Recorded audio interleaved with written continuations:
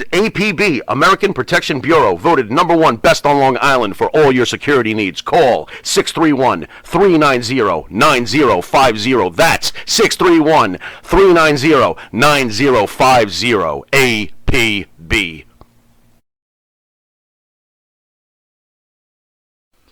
You need a body shop? You need engine repair? Auto Excellence, Collision Specialists, 631-261-6420. That's 631-261-6420. Auto Excellence.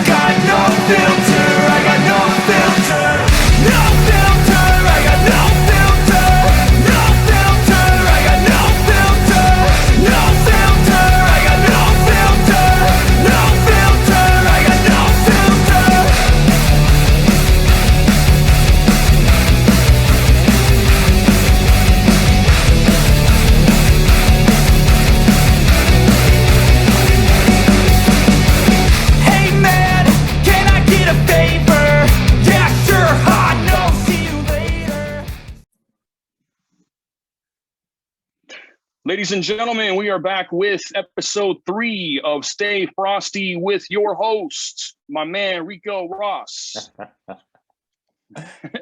What's great up, to see brother? you. How you doing? Like I say, man, every day's a blessed day, my man. What can I say? Always love, less is more. I live by that adage, man. Less is more. And it's so true. Yes, sir. So, man, we were tracing your filmography the other day. We got up through your story working with Whitney Houston on her music video, Saving All My Love for You.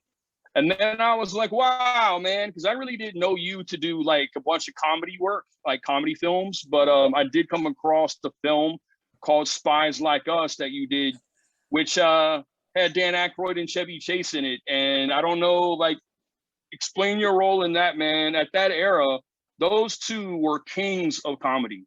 They were at the height of their career at that time. And the director, he was going through some really serious stuff. He had directed a film where Holton, I can't think of his first name, William Holton, had an accident with a helicopter and ended up getting decapitated. And in Hollywood, they were litigating this issue and finding out whether they could actually hold the director responsible for it. And the outcome of that was coming down right at the time when we were shooting this film. And I remember he was particularly really worried. John, the director, was really worried because he didn't know how it would come down, and it could change his future. It could change his future, and it could change the future for all directors because of the responsibility. If you can be liable because you're the director and something like that happened. It was a kind of tense time for the director. And there was one scene in the movie, I played this character. He was kind of like special force security. And I take Dan Aykroyd and Chevy to this bunker underground. And when we get into the bunker, there is an explosion that takes place. And I remember we're setting up for this explosion. And back then they didn't have these little cameras, right? They had these big cameras that were worth hundreds of thousands of dollars with the lenses and all that. And I remember they said this explosion is going to be pretty big, and they were going to take this. I said in the earlier episode that I did like doing a lot of my stunts, but there are certain stunts that I just didn't want to do. This is one of the stunts I wanted to do, and so they attached a rope to me. They were going to have this explosion. the rope was going to yank me and give the illusion that I'm being blown away, and then I would land on this pad behind me. So we're lining up for that, and then they bring in this big plexiglass screen to protect the camera. And I'm thinking, hold up, there's no plexiglass in front of me, and yet you're putting it in front of the camera. And they say, well, listen, we're going to get the timing right, so we're going to yank you right out of danger just in time, and then the explosion will happen, and we'll make it look like it all happened at the same time. Well, it's just, all right, I'm going to have to put my trust in you. But that was the scariest moment for me on that film. Well, I know you are not only an actor, man. You're a filmmaker. Like, you're a writer, you're a producer. Like, you've done other things in the business besides acting. So, like, my thing is, back in the day when he first started, everything was shot on 35 millimeter. It was all film stock. You know, today, for the most part, everything's digitalized. And I prefer the look of film myself because I'm an old school film buff. What do you prefer to shoot on? I mean, or to be part of, man? Do you prefer the old film look, the 35 millimeter look, or do you prefer the digital look? I guess I'm kind of old school like you. I do really enjoy the old school look. There's something softer about it, the depth. But I have to say this, as a filmmaker, digital is so much more convenient to play with, and that in itself makes it worthwhile. The other thing is, I mean, we shot a film called Do Something during the pandemic, and during the pandemic there wasn't a lot of gathering.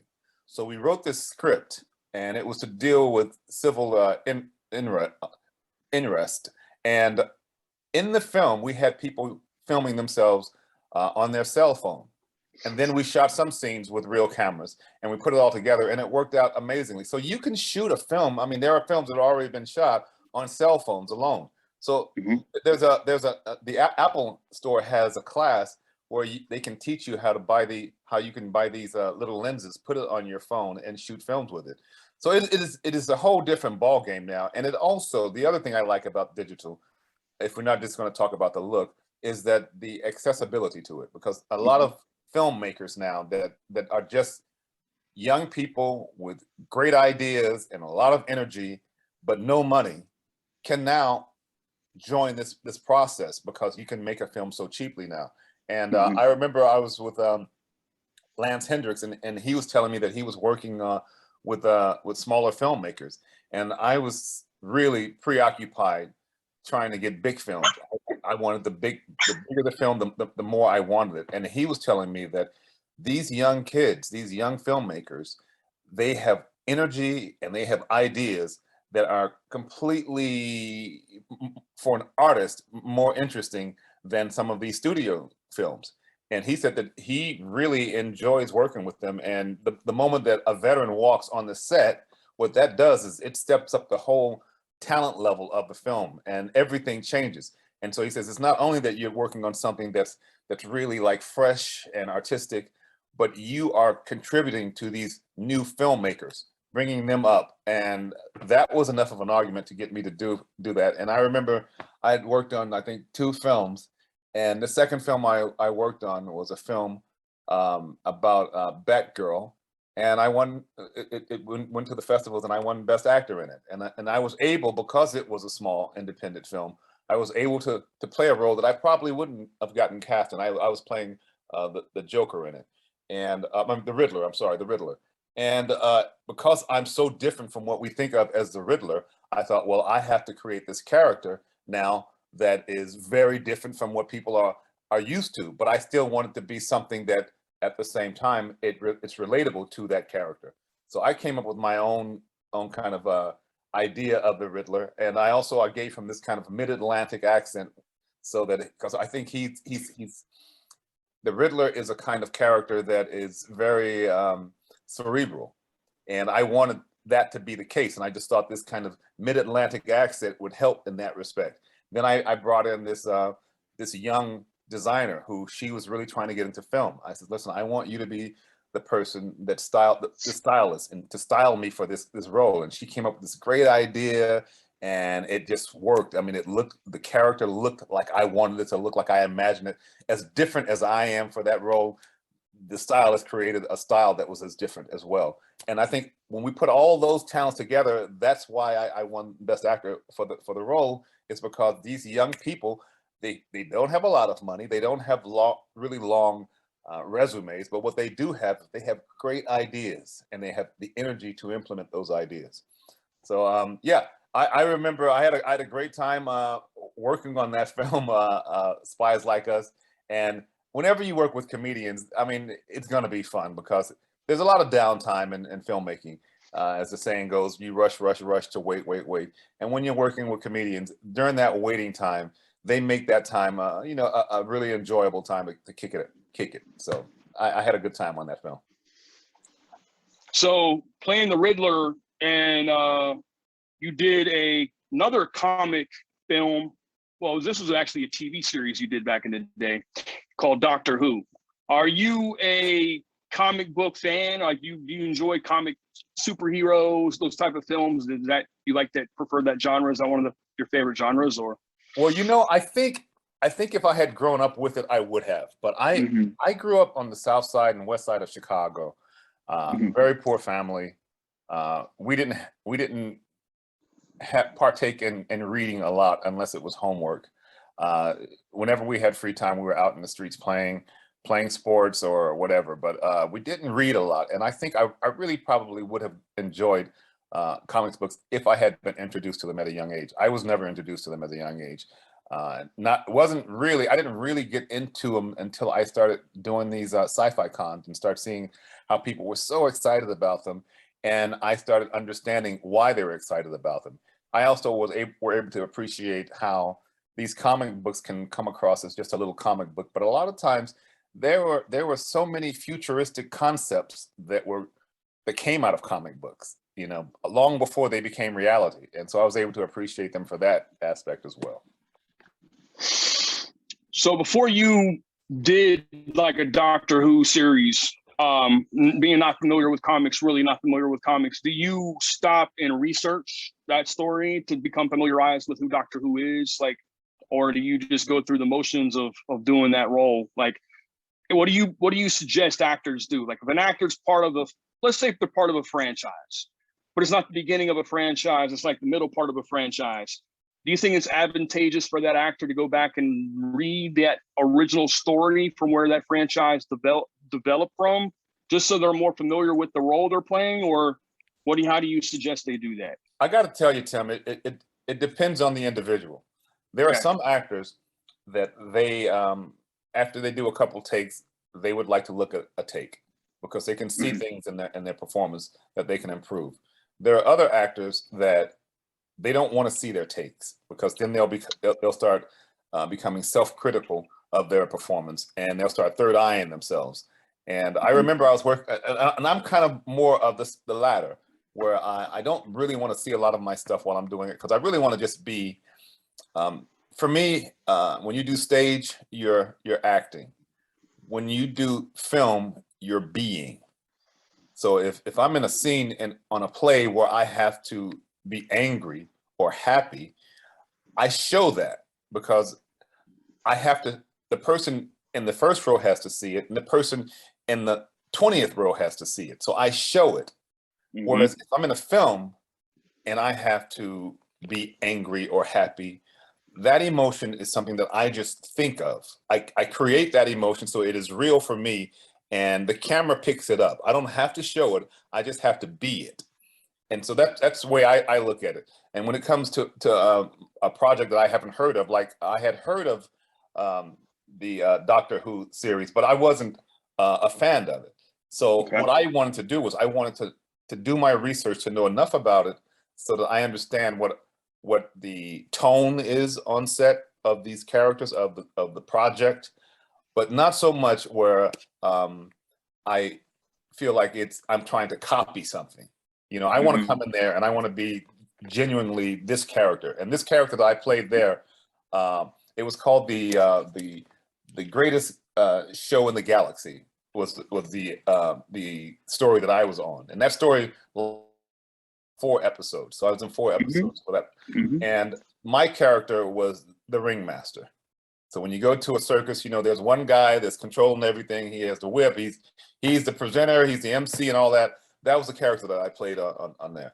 And because at that time, rap was such a hot thing, and it just happened to come out, they had written a rap for me. And I was going to rap during my intro. And it was so new at that time. So they sent me this rap. And I read the rap, and it did not work for me the way I wanted to. Having studied Shakespeare, you learn a certain tempo. You learn how to how something should scan, and rappers do it all the time. They find a way to make this rhythm work with their lines. And when they sent me the script, it did not work for me. It might have worked for the writer, but it didn't work for me. So we went back and forth until we were able to make this rap work for me. And once I was able to make it work for me, I felt like, okay, that is the big hurdle to get over.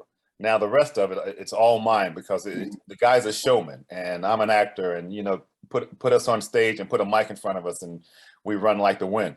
So that was a big challenge for me, and that was the opening, one of the opening scenes where he's rapping. And this guy he's kind of like the lead character pushing the story, but he's also kind of like a slight villain. So I had to kind of like blend that in, where you're likable, but at the same time, there's something about this character that you may want to be careful around him. So that was, you know, creating that character and making it mine. It was easier because there wasn't a character before me. This was a character that no one had ever seen before. So I was able to walk in there, create this character, and now that is the character. I had no idea how big the show was until afterwards. I had no idea how big the following was, and I had no idea the longevity would be, so much so that even today they're still performing episodes, creating episodes for this show. Mm-hmm. Yeah, one thing I didn't realize until recently was that you did so much television work in the early part of your career. As an actor, did you have a preference, or do you have a preference as it regards to film or television? Oh, definitely. I have a preference, but that's kind of a difficult question to answer, because with television and commercials, they have a tendency often to cast a person just as they are. You know, they don't want you to come in here and create some character where you walk with a limp and you speak with an accent. They pretty much want you to be you when you walk in the door.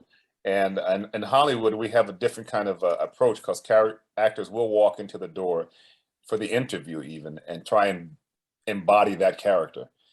In England, I found it very different, because there were auditions where I would have meetings in England, and they would look at my resume and we would talk about the character, and then they would say thank you, and I would never read for them.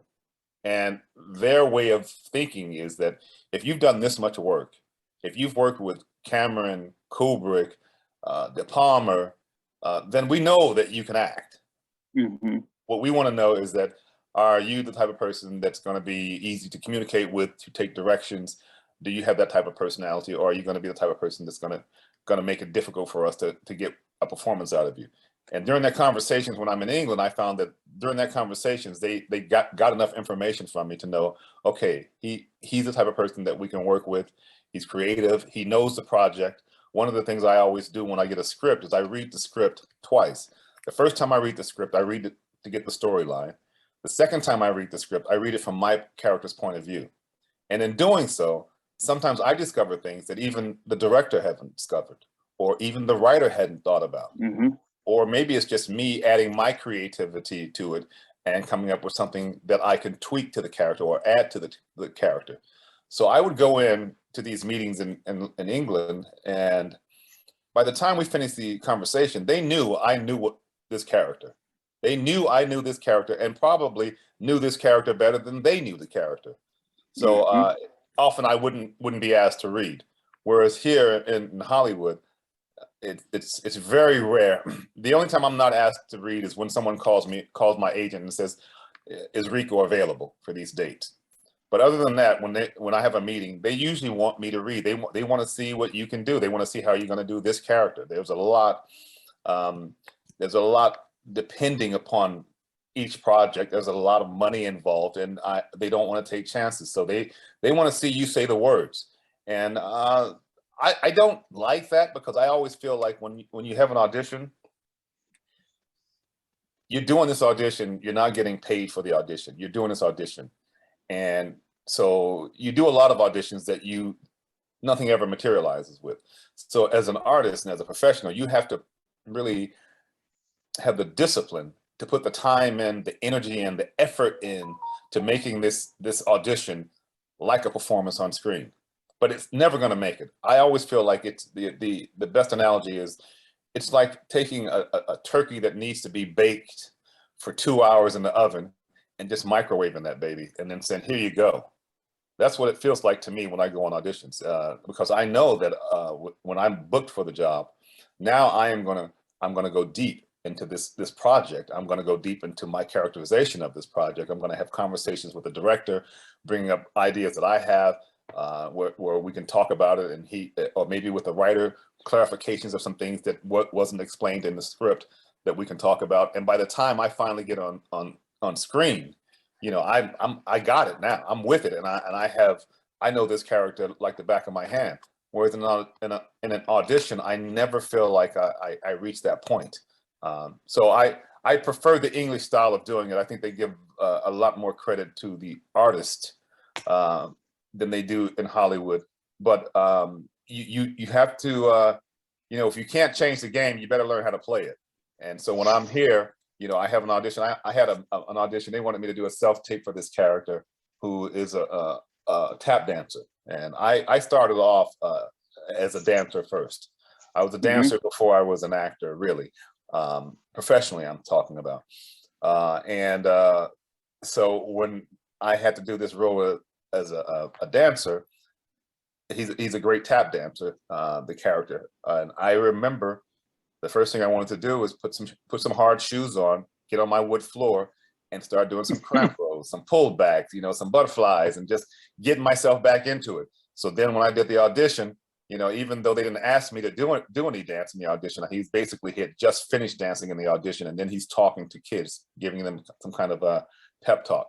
So I chose to actually do some tricks just at the end of the dance, and then I talk, so they can see that I know this area, and and we shot it. Not only did I shoot it, but I brought in a director to direct me in this, and for him to shoot it. So I had his input, and he wanted to do a couple locations, whereas normally I would just have a blank wall and I do the audition. But this was a role where you're playing a real person, and that person is still alive. And if I'm going to play that person, I wanted to do that person justice. And if I'm going to do that, I thought, well, let me just show it in the self tape. And so I took that audition to that level of trying to get it right. That's delivering more than what they expected. That's the way you razzle and dazzle auditions, man. Casting directors, they love that. When Exactly. the actor really gets into the role, they live the role. For me personally, man, that's the way London does things, the way North America does things. Is the difference between night and day. I think the political industry of auditioning is just that. It's a political industry. And a lot of times producers already know who they're going to hire before you step foot through the audition room. Man, you could bring your A game and think you knocked it out of the park, and it doesn't really matter like what type of performance you bring into that room. If the producer's girlfriend they're on good terms, he's going to cast his girlfriend to play Lily. That's the way that goes. Or niece, or yeah. Hey, the film I did a film called Dirty Dozen that we were talking about before with Lee Marvin, and Ken Wall was one of the dozens. And Ken Wall told me this. He said, Ken Wall had never told me he had never taken an acting class before in his life. He said, as a matter of fact, the first film I did, he said, I played the lead in, and I had never done a job before, not a play, not a commercial, nothing. And I said, well, how'd you get the job? He says, I had an uncle that was in the mob. And so he says, that's how I got the job. But Ken is a natural. Ken Wall was a natural. We were working on Dirty Dozen, and he and I were talking in the film, and we had a scene together, and we were just talking and talking, and then the director says, "Okay, we're ready to shoot," and so we stopped talking, and the director says, "Action," and Ken started talking because that was his cue to go, and he started talking, but he was so natural that the director thought that we were still just chatting, and says, "Cut, I said action," and Ken was like, "Those are the lines." And the director was like, "Oh yeah, you're right," but he was that natural. Now, how Ken would fare on stage, I don't know, but when it comes to film, he was very good, and so that kind of changed my view on actors because I was trained as a trained actor in college, and then I went to grad school at UCLA, and went through grad school and was trained even further as a college, and I went to school with some really famous people who are famous now, and Tim Robbins, Shane Black, who wrote Predator. Predator and Lethal Weapon. A lot of guys and girls that have really done well since then. And I remember after that, I worked in Hollywood for a year. Then I went to England and studied the classics for a year and got further training. And so I had this thing where, I really thought you had to really be a trained actor to navigate this business. And then I met Ken Wall, and I realized, no, you don't. There are people who just have that ability to be themselves in front of a camera as if that camera isn't there. And so the conversation that we were having was completely believable, whether there was a camera there or not. And that's what acting is all about, is being believable. So it kind of changed my mind. I do believe if you do stage, it's a different story, because say for an example may be, if I'm on stage and I have to whisper, I would whisper, but the person in the 50th row has to hear that whisper too. So you have to use your diaphragm, you have to use a certain technique. Whereas if you're on film and you have to do you have to do a whisper, you just whisper, just like you would normally. So it's very different. And so I think Ken excelled in film. I don't know how he would have fared if he had been on the stage. I think some of the best actors have a stage background and actually come from stage. But having said that, so, okay, a lot of people are under the misconception that you do have to go to acting school if you want to be an actor. Have you, in your own personal experiences, have you learned more from acting school, or have you learned more from practicality? Have you learned more from being on set, actually having that hands-on approach? I'll say this about acting school. You learn the business, so you're not walking on set completely oblivious of how things go. You also learn about character, about creating character. You learn how to work on your lines and learn your lines. You've been on stage and you've fluffed it, and you've figured out a way how to continue, because on stage there is no take two, cut, take two. No, you've got to figure it out right then. I was on stage once here in Hollywood. I was doing this play, and in the middle of a scene, I'm playing this guy who he's kind of like a Southerner, and this is this little bitty shack where people come to drink, right? And it's like a bar. And in the middle of the scene, I'm looking at the audience, and I see people pointing, and there's a huge light on the front row, and there's a gigantic spider slowly climbing down, and there's a row that he's climbing down to, and a lady sitting in the row where he's going to land, and the people from behind her were hitting each other's shoulders saying, "Tell that lady there's a spider coming down on her." And I see this happening, and I realize that the whole audience now are looking at this spider, and we've lost the audience. So I walk from the bar and I go, "Now look at there, a spider. They say the spider is a good look." And I grab the spider's web at the top, and I grab it, and I walk backstage, drop the spider off, and run and come back on stage and just ad-lib my way back on stage. And let me tell you something, if that spider had climbed up that damn web, I would have screamed like a bitch, because that was a big spider, man. But it didn't, and I did that. And when we got off stage, the audience came up to me afterwards when I came out, and they were going, "So how did you get that spider to do that?" Or "Was that a real spider?" And all these questions, because they thought it was part of the play. And that's the kind of thing that you learn when you're in acting school, and when you have a theater background. You learn how to cope no matter what the situation is. On film, if something goes wrong, you'll hear cut, cut, cut, cut, cut. All right, take two. On stage, you learn how to deal with any emergency right there. And that gives you a certain confidence. So maybe an actor doesn't have to go to acting school, but there's a confidence that you get once you go to that school, once you come out of school, that will help you when you walk in those auditions. And you walk in the audition thinking it's going to be one thing, and all of a sudden you talk to the director, he goes, "No, it's like this." Now you on a dime, you have to shift and make this thing work. And you only have a moment to make that adjustment.